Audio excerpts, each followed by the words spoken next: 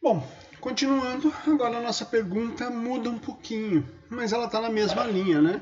E se agora eu tiver um tubo que ele esteja aberto nas duas extremidades, o que acontece?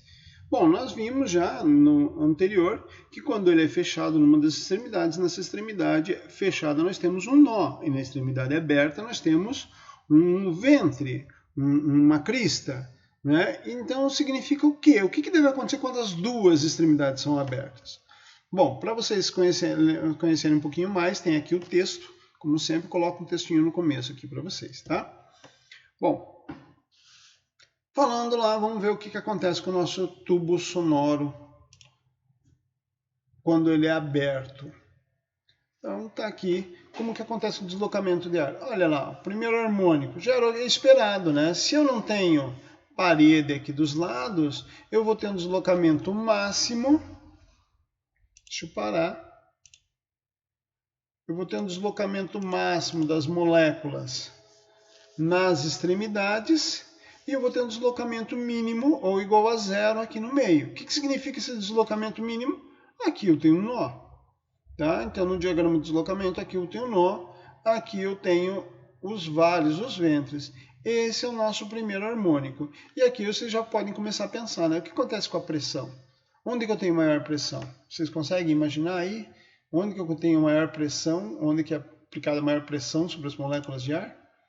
Obviamente, vocês como bons alunos já sabem, né? Já viram que a pressão maior é dada ali no centro, né? Maior pressão aqui, pressão máxima, e pressão igual a zero aqui nas extremidades, tá? Ele torna-se rarefeito nas extremidades e pressão máxima aqui no centro, tá?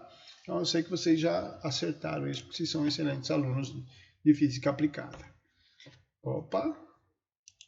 Aqui. Bom, nosso diagrama anterior, não temos muito que nos preocupar, porque nós já conhecemos. As extremidades eu tenho máxima oscilação. Então, aquilo que eu disse para vocês, eu coloco uma fonte sonora aqui, começo a emitir som, e eu vou ter uma resposta desse tubo, das moléculas vibrando nesse tubo.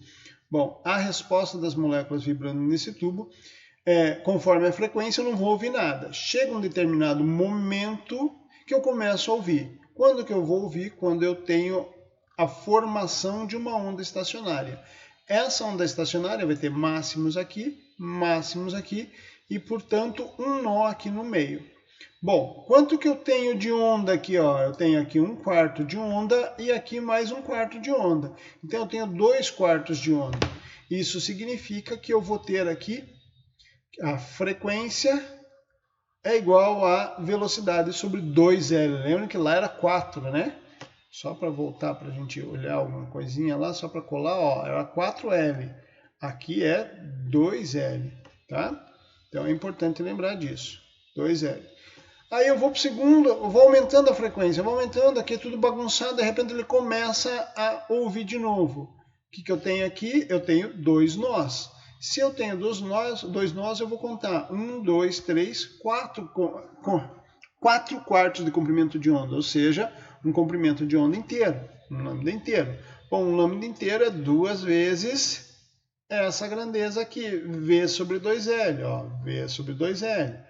E faço isso para poder relacionar um com o outro. Aumento a frequência, aqui fica bagunçado. De novo, o que eu tenho aqui? Ó? 6 lambda sobre 4. 6 lambda sobre 4 vai me dar o quê? 3 V sobre 2L. Então, V sobre 2L é o fenômeno, é o primeiro harmônico, é a frequência fundamental. Tá? O que isso significa? Significa que agora eu tenho a frequência do harmônico, ela vai ser N vezes V sobre 2L, e agora eu consigo atingir todos os harmônicos. 1, 2, 3, 4, 5, 6. Certo? Então, um tubo aberto nas extremidades, eu tenho mais harmônicos, eu tenho mais possibilidades de frequências do que um tubo fechado em uma das extremidades, ok? Aqui eu coloquei um videozinho para vocês entenderem um pouquinho mais, explica com mais alguns, com mais recursos, né, para vocês poderem entender um pouquinho melhor isso, tá? E aqui, de novo, pesquisei mais algumas coisas e coloquei 3 vídeos mais amplos que abordam todo esse assunto que nós vimos até agora para vocês poderem se divertir aí ao longo dos dias, tá? E agora eu queria ver com vocês o trabalho para a prova 3, já deixo aqui no videozinho. O que é o trabalho de vocês? Vocês vão construir um instrumento igual a esse. Ah, professor, tem que ser igualzinho, colorido, mesmo tamanho? Não, não precisa nem ser mesma cor, nem o mesmo tamanho. O que esse instrumento faz? Vamos ver lá.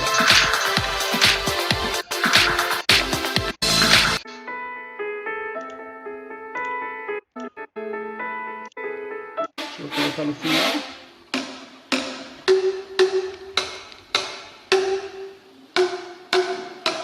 Ó, vocês podem cantar também sobre o brilho, brilho e estrelinha, tá?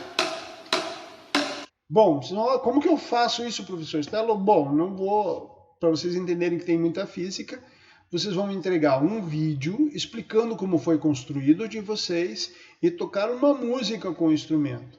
Ah, professor, tem que ser as mesmas medidas? Não. Nesse outro link tem um outro vídeo em que um grupo, pelo que eu entendi, são alunos, e eles construíram um similar a esse, e eles contam em detalhes como que eles calcularam, os cálculos que eles fizeram, a ligação que tem com a música, com a matemática da coisa. Então eles contam em detalhes e daí vocês podem seguir isso aqui. E não precisa ter essas medidas. Então aqui ele está usando cano, vocês podem usar cano de PVC, podem usar cano de esgoto, vocês podem usar outro tipo de tubo também.